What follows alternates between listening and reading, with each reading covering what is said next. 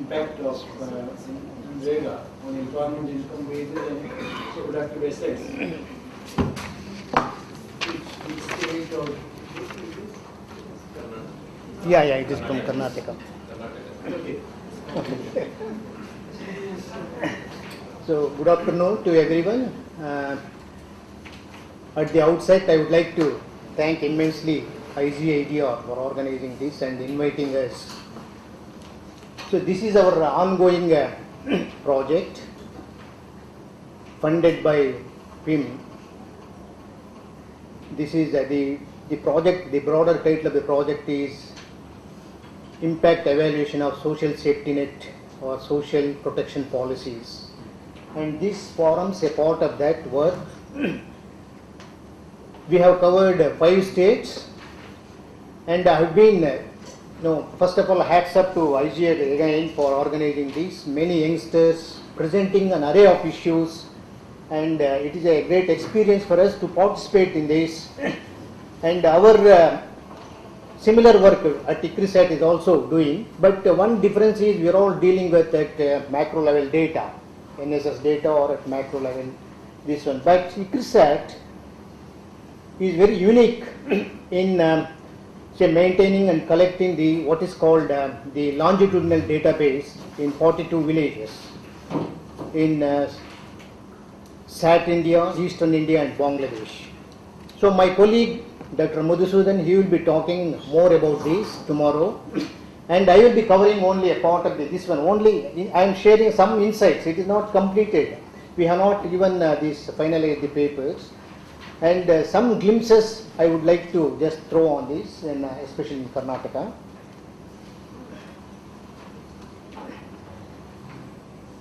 Now, Karnataka, located in Deccan Plateau, it is the second most arid state after Rajasthan. Large concentration of dry areas are there in Karnataka. Around 66% of population is in rural areas, with agriculture as the main source of livelihood. More than 73% of Karnataka farmers are small and marginal, with an average holding less than 1 hectare. Imagine the economic viability of these holdings, whether they could generate adequate or surplus income, especially in dry lands. So this is a mute question, how the survival of these small holders especially. So the majority of the rural households are highly vulnerable to climate shocks. As I told, Karnataka is receives less than 900 millimeter rainfall. That the average is around 33 days, rainy days, spread in this one all through the year. And 70% of the rain we receive in the monsoon, especially between 4, and it is very uneven. In such a situation, the NREGA programs like NREGA as a key social protection measure is very vital, not only from viewpoint of providing a wage employment, but also from viewpoint of natural resource, improving the natural resource base as well as livelihood, the security of the many of the poor. So in this, as I glanced, since many factors influence the performance of NREGA, it differs from state to state. So as I indicated, Rajasthan and Karnataka, they are the most vulnerable in terms of dryland area, concentration of dryland, huge areas. But in terms of performance, you get very variable performance. It also depends upon the governance, political governance. That means the center and state government is the same party, then the performance is much better than the other party. So there are several arguments, counter arguments since 2 days. We have been hearing that. And in this, our particular Karnataka state, it covered 5 districts in the first phase when it started, then 6 districts in second phase, and 18 districts. That means all the 29 districts are covered during 2008-2009. Now here, most of these districts which we have selected for the study are vulnerable and drought prone. The broad focus or the objective of this study is assessing the impact of social protection considering one big program, mega program, that is MNREGA, on poor household in terms of their labor participation, income earned, then assets created and other related welfare indicators. So the impact evaluation is done in selected VDSA villages, longitudinal data, that is our, so the panel data is belonging to SAT India, Andhra Pradesh, Maharashtra, Gujarat, Karnataka and Madhya Pradesh. Just I am covering only Karnataka, and other 4 states will be covered by my colleague Madhu tomorrow. In these villages, ICRISAT has been collecting high frequency based comprehensive panel data survey of about 800 households since 2009. So this we just completed 4 years data in these. In addition to this, we have first generation villages based in Maharashtra and Andhra Pradesh, right from 1975, longitudinal data. So this data, there's from 18 VDSA villages across 5 states of India, we will be considering. And for the purpose of Karnataka comparison, just I have used the macro level scenario, the study conducted earlier by myself, and also based on the macro level data which is there in the website. Just I have compared the performance of Karnataka and Rajasthan. These are the dry states. And by just comparing with Andhra Pradesh, one of the fairly good state in terms of irrigation and other indicators. So the macro level scenario, employment profile and other indicators have been extracted from the website. So some important issues which we would like to investigate and put the question as a researchable questions, whether MNREGA program has been successful in providing 100 days of employment per annum to the families who demand employment. Then based on the micro level evidences, so we wanted to examine what is the nature of works executed, expenditure pattern, and what are the sorts of benefits derived based on these. To what extent the MNREGA has offered as a kind of buffer or social protection to the needy people whom it has been designed, and to what extent there has been hue and cry everywhere that if you go to the rural areas, they say that the NREGA means immediately it is like they say that it is a bane, and some consider it as a boon. So because of scarcity of labor to perform some of the operations, especially in the peak season, so there is a mixed response, whether economic scarcity of labor, can NREGA create labor scarcity, or NREGA is only a tip of an iceberg. Some other factors may be emerging. Which factors is mainly instrumental for scarcity of labor? What are the links among wage rates in MNREGA, agriculture and non-agriculture, and what they imply? What is the pattern or what is the direction they are moving? Is it a sort of like a backward bending supply? Is it operational?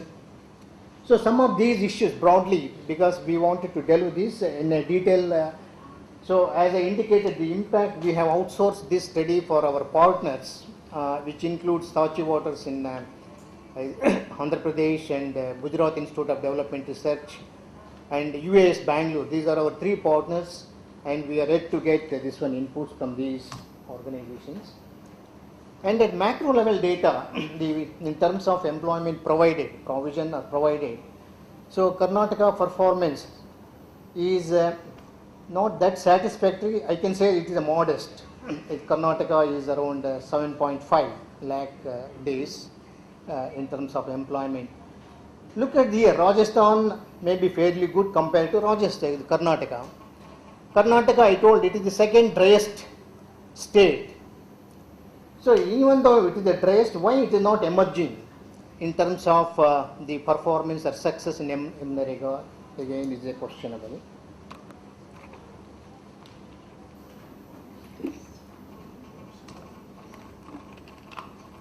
Then here it is a startling findings. The proportion of households seeking MNREGA employment. So only 30 to 50% of the household who registered under MNREGA actually demanded employment. Karnataka, Rajasthan, these are the dry, and Andhra Pradesh are relatively better. So it varies, that means 30 to 50% of the persons who register, they demand the employment at the macro level. Even over the years also same trend is followed. Then proportion of household availing 100 days of MNREGA work. It is again it is around so 8%. There is no much variation across these states also. That means around 67. That means employment provided, it is around 49 to say around 40 days roughly. That means around 40 to 50% of the what mandated by Act. Then proportion of women, that is also quite interesting, but in Rajasthan and Andhra Pradesh is much better compared to the Karnataka state. And in terms of the age cohort, age cohort, around 40 to 50% of the persons employed under MNREGA comes under the age group, most productive age group of 40 years. That means most of them are in the productive age group. Now the earlier implication that I was telling that only about 40 to 50% they are participating in the NREGA, others maybe there may be some, there could be some reasons, maybe the other opportunities, economic opportunities to earn more income, that may be the quite possible reason why they did not, or it may be a asymmetric, that means information asymmetry, still at the micro level, whatever the, so there is a mismatch between what macro level says and when you go to the micro level. So there are many intriguing factors at micro level. Then the season work, season-wise work demanded pattern. So in the morning also some presentations, lean season versus say very peak season.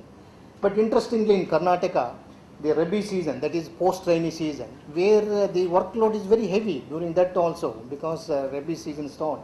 Around 57% in Karnataka, that means more than 50% of the demand for MNREGA works comes under Rabi season.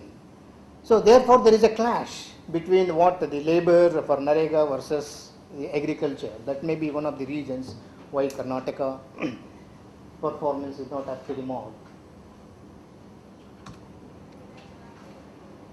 So this duration-wise employment also, the majority of the households in Karnataka, Rajasthan and Andhra Pradesh, that means they provided employment for less than 60 days. Many studies also indicated same, but only 8% of the households in Karnataka and 9% of the households in Rajasthan and Andhra Pradesh got employment for 100 days. So now this is again another startling revelation that the below poverty line families employed under MNREGA in Karnataka is very good. It shows that, see that around 21%, that means proportion of BPL families registered out of total families is the response is very good compared to Rajasthan or Andhra Pradesh is 0. So the state level average around 17% BPL families, the below poverty families. So with this, now I am within the Karnataka. Just earlier studies we conducted that considering 4 districts, based on the financial performance and number of % days of employment generated, the districts have been classified into 2, good performing and passive performing. So the passive performing districts, they come under irrigated zone like Shumagga and Hassan, they are Western Ghats, where there is some access to irrigation, and there is always problem, labor scarcity. Then accordingly a sample districts were selected. In the selected districts 2 blocks were selected considering the financial performance and the number of persons days employed. So this is for one set of comparison, and for our own based on the Vikris Act we have chosen 4 villages in Karnataka. These villages I will give the salient features, and 2 villages located in most vulnerable drought district Bijapur, and another 2 it is in eastern dry zone Tumkur. These are the very extreme again in terms of drought or incessant droughts and vulnerable. They have been these districts have been witnessing drought incessantly over the years. So this is how we sampled the previous in the state of Karnataka, good performing versus the passive, and also 4 VDSA villages. Now, based on the studies conducted, this is again our based on previous studies we conducted, the district-wise percentage of employment generated. So the Chitradurga, this is comes under central dry zone. Mostly it is a dry district. That is why the performance, that means percentage of employment generation is overwhelmingly good compared to Hassan or Shumaga. They are in a better position in terms of irrigation and other natural endowments. The participation of different categories of beneficiaries is also extremely good in these. For example, SC/ST participation, it varied from 19 to 41%, scheduled caste, scheduled tribes 5 to 22%, and women participation is also extremely good. So a sort of inclusiveness is also there. But when you go to the again VDSA data, you get another say response, another totally a mixed response. That means variable response. In some districts there are because of large area under rain-fed regions.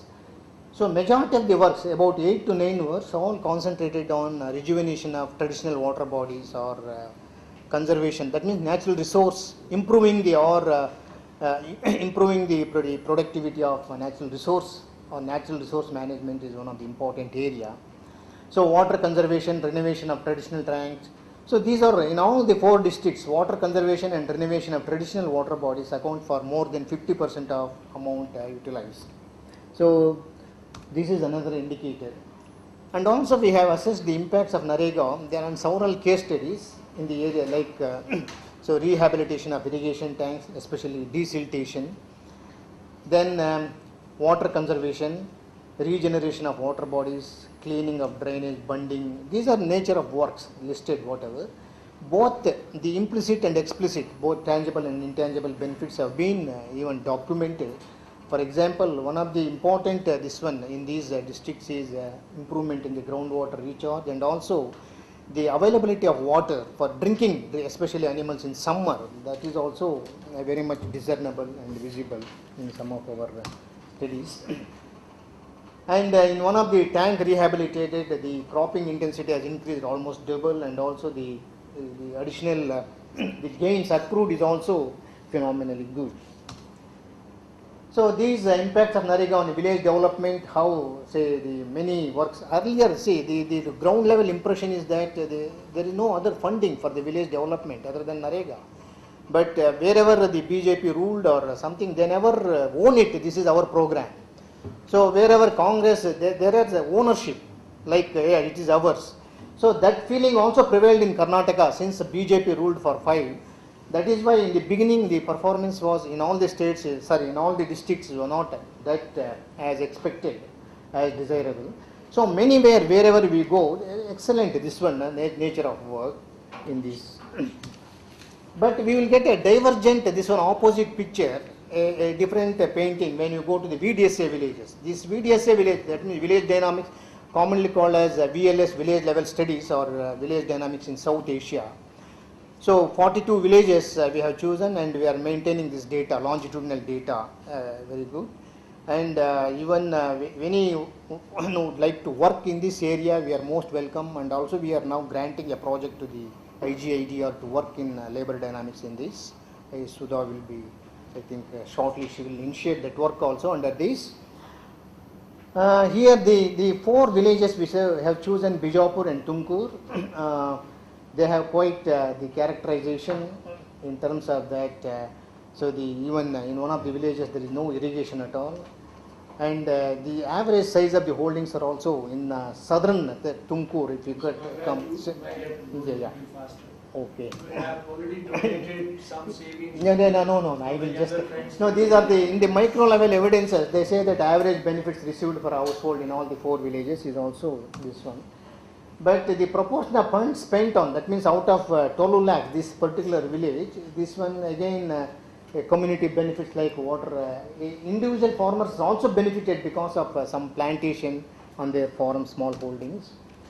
In another village, for example, here the amount is very limited, and so here also again some amount on the water harvesting and another on road construction, etc. So this quite interestingly, this say majority around 50% of the fund is diverted to rural. This one, what is that? Not this one. Rajiv Gandhi Seva Kendra. That is a building for construction of a building.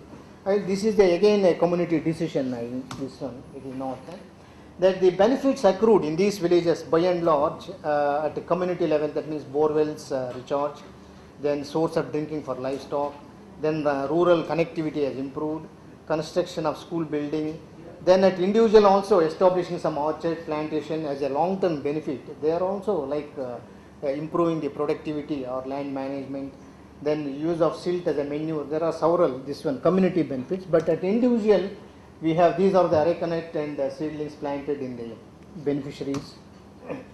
So some of these desalted tanks, the sanitation program, toilets, Rajiv Gendra. These are the some buildings work in that. And see, there is one, this one still not able to comprehend these figures that so the registered number of families having job cards, and over time the decrease in the participation 160 to 37. So this is in these villages mainly men have more remunerative alternatives, engaged in some other activities like sand mining, working in construction, carpentry, business, etc., where their wage rates are much higher. Whereas women are also engaged in stringing, flowers, processing, tamarind, and other where there is less drudgery. So therefore, there is no demand for Narega work in some of these VDSA villages. So here also the wage rate divergence. See that this one Narega, men, women, and over the period. So the agriculture, this one wage rates, and this one almost doubling. This one in general wages have grown exponentially over a decade. Almost all this one. Compared to MNREGA, agriculture wage rates for men are higher, and the workers engaged in some other occupation, their wage rates are much higher. So as a result, so even this because of this lack of labor, even to execute some of the works, the rural households or the managements are also facing a lot of this one problem. Therefore, they are forced to use some machineries, and shown in this one as this one. These some means I cannot generalize. This is very unique to some villages. It is not generalized. This one. So thus the MNREGA wage rates are not as remunerative as market wage rates in non-farm activities. That means a cornered cat. There is no other go other than using machinery in some of these villages that way. Then labor scarcity in agriculture sector is due to MNREGA activities. Even we have conducted focus group meetings. So there in the it clearly emerges. It is not because of MNREGA. It is some other factor. What is that? Increasing opportunities for men labor, especially outside agriculture. For example, construction, sand mining, tractor, carpenter, and related, where the wage rates are much higher than NREGA or agriculture rate. So that's this sort of this one. Another, especially in Karnataka, we have what is in most of the state. This program is there. Be the public distribution system that is also acting as a safeguard, as a food security measure for the below poverty and average. This one. So that it offered a sort of food security, and also say due to offer of higher wages in the non-agriculture sector compared to agriculture sector, there is a tendency this backward bending. And now just I have plotted say minimum reservation wage from like NREGA, it was taking as 100, then agriculture wage rate, then non-farm wage rates. So how this one, the hike in non-farm wage by 100% compared to farm wage and compared to MNREGA, this attracts substantial youth from the rural areas towards urban, peri-urban areas in anticipation of that. In addition to that, provision of food articles in the public distribution system, which rendered food availability and security for a month with only a few days of employment, that is also contributing in this. So that's some factors is already indicated, this why reasons for backward bending, the food in addition to the wage and other secured food supply. So this is just in one of the villages we how far this NREGA as a social protection ranked, but in this particular village it did not figure. That may be the, I cannot generalize. So just overall impression, I told these are sharing only insights, it is not this one based on solid data, still we are expecting the data. So only 7 to 12% of the household avail 100 days of employment. Nevertheless, it is complementing the rural wage incomes of the needy and improved especially the labor bargaining power in these villages. The benefits obtained are largely at community level in VDSA, especially villages, but in other villages even individuals also being benefited. The overall performance of NREGA in the VDSA villages has been, it is like a lukewarm, not that, because the MNREGA wage rates are not as remunerative as market wage rates and non-foreign wage activities. Then the use of machinery in MNREGA work, is it by default? Sometimes it is very difficult, this one. And MNREGA fails in providing social protection wherever the leadership is very weak, governance is very weak. So there, though it is a demand driven, actually there is no demand driven, we have to force labor for this activity. So in that way, it is a very mixed response. And of course the provision of food security through PDS, that also one of the reinforcing the backward bending. And in this say agriculture is by and large, if you go to the micro level, there is a strong feeling that the agriculture has this one activity suffered, but at macro level say the food productivity has not gone down, I don't think. So micro level we have the problem of what is scarcity of labor. So, but nevertheless, there is a substitution for this. Slowly, it is a silent revolution. How it is happening? The mechanization, whether it is for example, chickpea or any, right from the harvesting till processing, lot of machineries are coming out and they are camping and doing this. It is a silent revolution. It is going on. This it is really what can I say, that they are substituting for the labor. Whatever the shortage, in that way it is a coping, this one, it has its own. With this I think, so I am just stopping here. Thank you very much for your this. Thank you.